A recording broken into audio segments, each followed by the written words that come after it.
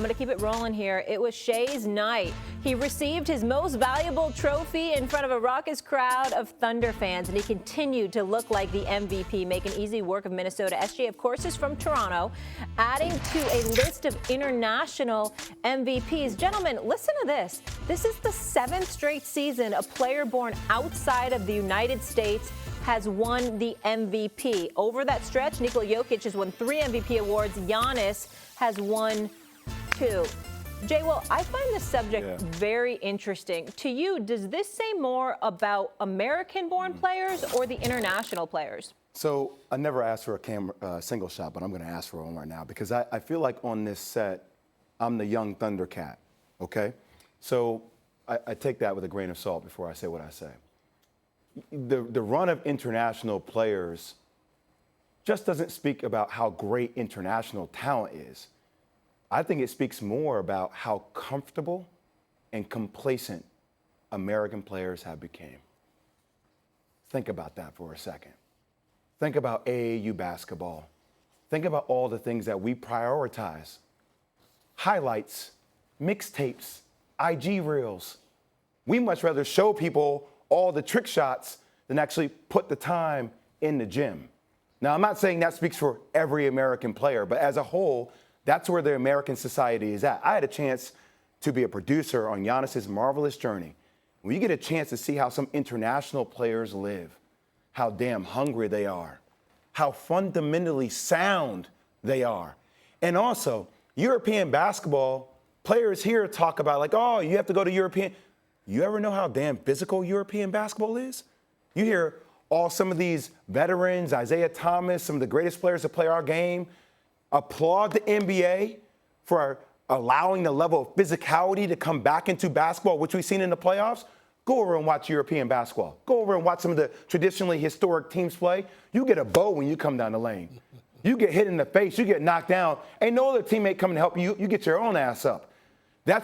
We have prioritized the showmanship of the game, Mike, and we have lost sight of what this game is about. Now, it just doesn't. There are players who are American players that play hard. I'm not saying that. But I do believe we focus on IG and other things instead of actually mastering the damn game. And all these dudes that we're seeing, they're mastering it. Well, JWill, amen, well said. First of all, I don't disagree with a word that you just said. Think about what it could be if Luka, depending on his own commitment to fitness and some defense, if Luka really seriously matches what we know he can do offensively, his wizardry, on the rest of his life and game, and then you got Wemby coming behind him, you know this could go indefinitely. The two of those guys could win 5 MVPs. We know they could. We know the two of them alone could win 5. That would stretch the international dominance. I've wanted to see, for the reasons you talked about with Pride, I've wanted to see the All-Star game is a waste of time. The game itself. It's a waste because they're not interested in playing it. But if you have the United States versus the world, think of the buzz that would create, the interest that would create. And I know there are certain star players in this league that don't want their competitive juices to have to flow during All-Star break because it's supposed to be a break. Too bad.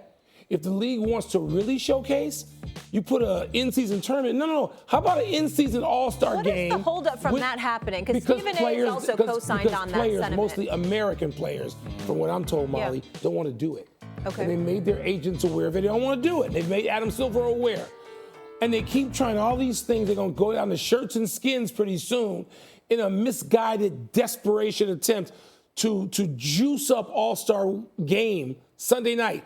How about you put on the floor, if you had those MVPs we just saw playing against a United States team, U.S. versus the world. Jay, tell me if I'm crazy. No, you ain't wrong at all.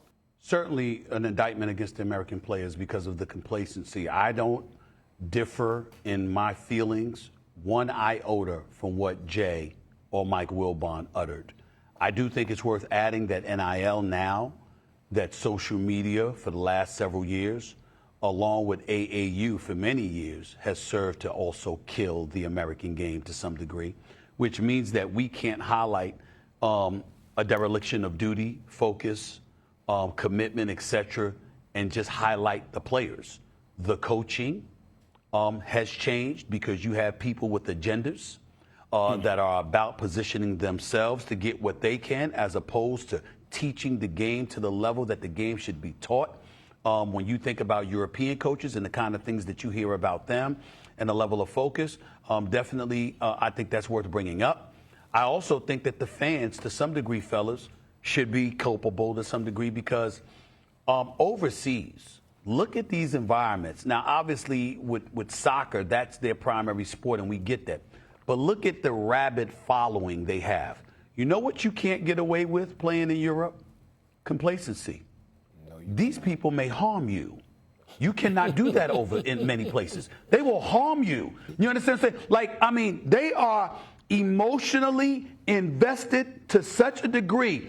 They listen, when you give full effort, I've seen athletes reportedly have their lives in danger when we saw them on the field crying because they made a mistake. We know they went all out. We know they gave it all that they had. But still, their lives were in danger because they made a mistake that dictated the outcome. Because fans ain't playing.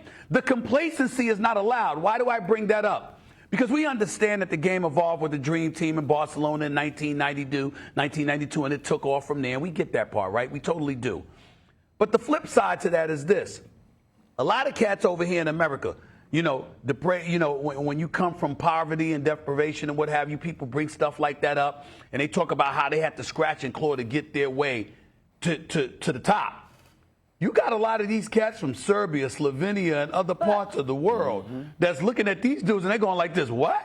What are you talking about? You know what I'm saying? That's a luxurious environment for us. They have that attitude. They look at these athletes in America and they compare sacrifices. And what Jay knows this from the documentary that he produced with Giannis. They think differently, Molly. They think different. They're thinking that their struggle. I 100% agree, especially in Eastern Europe. And I'm with you, co-sign 100%. Everybody's on the same page. But a lot of NBA players also grow up in humble beginnings as well. So let's not like everyone in America has a silver spoon. Hold on. Wait, can I just finish my thought? This is where it's going to go. Okay. Go ahead. Go ahead. You keep saying hold on. Go ahead. What I was saying to you is that nobody is saying that the American players don't struggle. What we're saying is that these dudes overseas look at their definition of struggle and they're like, what are you talking about? What are you talking about? It's nothing compared to what we've endured. This is what they say. And so when you look at it from that standpoint and you point to what Jay pointed to in producing Giannis' series and looking at the complacency that exists in America, 100%. Folks from other parts of the world believe that Americans I agree that it's feel another entitled. level. But here's where I want to go with the conversation. So how do we rectify it? How do we move it forward and get the game strengthened back in the U.S.? The same way we did in 92. We get in 88. Easily. You get beat. You get beat. You get beat and then you start over because you go, oh my God. That's how. Our game, we're not superior at the game we invented. So get beat. In 88, in 87 and 88, and I covered the Pan Am Games, a team highlighted by David Robinson that lost to Brazil. That started to change it, and we said, oh my goodness, we can no longer just run amateur kids in international competition and expect to win. That's how the Dream Team was born. And the rest of the world got better keeping up with them. Now and this sounds insane, I can't believe I'm saying this, we're going to have to keep up with the rest of the world, particularly at the, Jay, you know this because at the 18 and under, my son plays 17 and under AAU. Those levels of the game are going to have to change for us to keep up, Molly. I know this for a fact. Just look at the direction in which the NBA is going. They're expanding to NBA Europe. They're expanding to Africa. Yeah. Buying international leagues, right? Where there could be international franchises because the game is expanding internationally. I'm going to say one other thing that I think you guys will both understand because you guys are cut from this cloth. I think the level of sensitivity has gotten out of control. It's got it. Oh, he said something bad to me. I can't play for him. He says, you see coaching as criticism, like opposed to coaching. When a coach yells at you, and I know that there's certain things coaches can't say anymore, but please keep coaching these young kids hard. Let them face some damn adversity. Give them some accountability. And just because a coach is yelling at you, that actually means that he cares. If he doesn't yell at you, then you actually have a problem. It's not because they can't it's not just because they can't take criticism that their skin is clearly thin, all right? But it's why they believe and attach everything to money. The slightest thing you question about them is compromising their brand. This is how they roll in this day and age. And so because they look at everything as in regards to monetization, they believe you playing with their dollars. You could say anything. You could go out there and you could play like garbage, and you point it out. Everybody saw it, but because you said it, damn, it hurts because you're compromising their brand. By the way, a fact here. In 1992, there were 23 international players in the NBA. As of 2022, there's more than 120. Wow. Stephen A, more than 120. Wow. I got to ask you this real quick, just because I know you focus on this, and people aren't going to like it, but I really don't care. So how much of this do you think is cancel culture and the political aspects of where we were compared to where we're going? Can we get back to a little bit more, this is what it takes, or be a little bit more in-your-face direct instead of I'm worried about because I hear a lot of coaches talk about they don't feel like they can coach young kids anymore because anything that they say could get used against them or get twisted if caught the wrong way. Let me ask a question to that very point. Isn't this going back to we have to lose? If an international team, and then the U.S. team ain't going to roll over in real competition, but if we were to lose, if the United States players were to lose to a team of internationals, All-Star Weekend, does that then begin, the reaction would be such that you get back to the culture and atmosphere you're talking about? I don't know. Wouldn't that be the trigger? I think it would be, issue? but I think it's a bigger societal issue. But it is a bunch of alpha males, to your point, where it is, and that's why a lot of them don't want to play that game, don't want to have it. Yeah. Adam talks about it. You can tell he wants it. You ought to want it. When your All-Star game looks like the All-Star game has looked the last 10 years, you ought to want something to replace it. Yeah. You have something natural and vibrant that can replace it. So what are we talking about? Stephen A, what do you think about my question? Stephen A, final word here. What do you think about my question?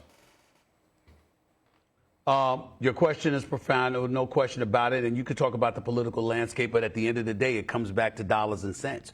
And if you have players who have been empowered because they're getting 9-figure deals and they have the power to get a coach dismissed, then that compromises a coach's prowess. And obviously, you've made this necessary investment with them. Their dollars are guaranteed, so obviously that helps them and that positions them to say, bump you, we ain't going to let you mess with our money. And so instead of it being a team and instead of the goal being championships, the goal is positioning yourself to be as marketable as you possibly can be so you can generate generational wealth because you look at the owners and you say they have it, why can't we get it? And as a result, it's compromising. Last thing I'm going to read to y'all, and then, Molly, we can go to break. Wilbon, Jay, from a very reliable NBA source who both of you know intimately, I'm not going to give his name over the air. He wrote me this just now listening to the three of us. You both know him very well. USA loses in the near term. Look at the change in basketball structure. The best developmental coaching was in high school, and we have completely devalued it. We have undermined coaching authority across the board. Structural change is needed. The NBA should stay out of grassroots basketball. We don't teach the game anymore. We promote the game. That's what that person wrote. I'll tell y'all who it was. I'll tell y'all who it was. I'll tell y'all who it was off the air. We don't teach the game. I know you know. I know you know. Promote the game. I know your focus is on the marketing. We can market the game. It's not on but the they better actual market game. something all different All-Star Weekend. You know what's great for your brand? Market Winning that. championships.